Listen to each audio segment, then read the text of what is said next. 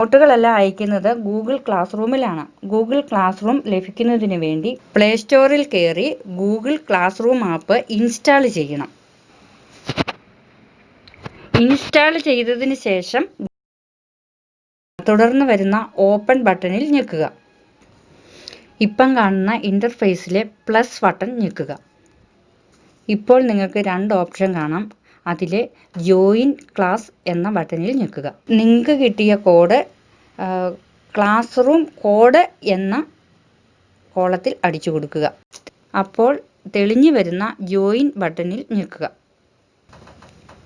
ഞാനിവിടെ അടിച്ചു കൊടുത്തിരിക്കുന്നത് 7A ക്ലാസ്സിൻ്റെ കോഡാണ്. അതുകൊണ്ടാണ് അവിടെ 7A എന്ന് കാണുന്നത്. നിങ്ങൾക്ക് ലഭിക്കുന്നത് 7ാം ക്ലാസ് എന്നായിരിക്കും. ഞാൻ 3 പേജ് നോട്ടാണ് അയച്ചു തന്നിരിക്കുന്നത്.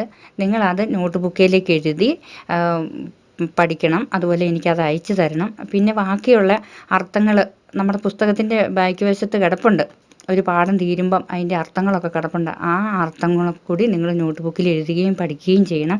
ആ പുസ്തകത്തിലില്ലാത്ത നോട്ട് മാത്രമാണ്, അർത്ഥമൊക്കെയാണ് ഞാൻ ഈ നോട്ടായിട്ട് നിങ്ങൾക്ക് അയച്ചു തരുന്നുള്ളൂ. അപ്പോൾ ഇതും നമ്മൾക്ക് ഒരുപോലെ നോട്ട് ബുക്കിൽ എഴുതേണ്ടതാണ്. പദച്ഛേദം, വിഗ്രഹം ഒക്കെ നമ്മൾ എഴുതണം. എന്തെങ്കിലും സംശയം ഉണ്ടെങ്കിൽ എന്നെ വിളിച്ച് ചോദിക്കുക, ഞാൻ പറഞ്ഞു തരുന്നതായിരിക്കും. ഇനി നോട്ട് അയച്ചു തരുന്നത് എങ്ങനെയാണെന്ന് നോക്കാം.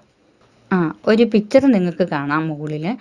അതിന് താഴെ ഷെയർ വിത്ത് യുവർ ക്ലാസ് എന്നത് ഓപ്പൺ ചെയ്യുക. ഇനി നിങ്ങളുടെ പേര് ടൈപ്പ് ചെയ്യുക. നിങ്ങളുടെ പേര് തന്നെ അടിക്കണം. എങ്കിലേ എനിക്ക് ഏത് കുട്ടിയാണെന്ന് മനസ്സിലാവുകയുള്ളൂ.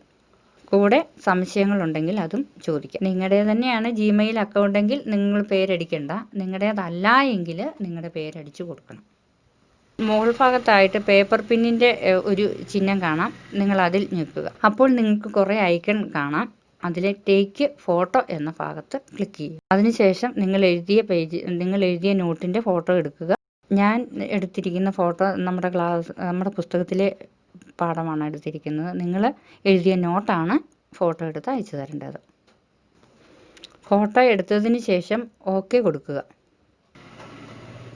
അതിനുശേഷം സെൻഡ് ബട്ടണിൽ ഞെക്കുക.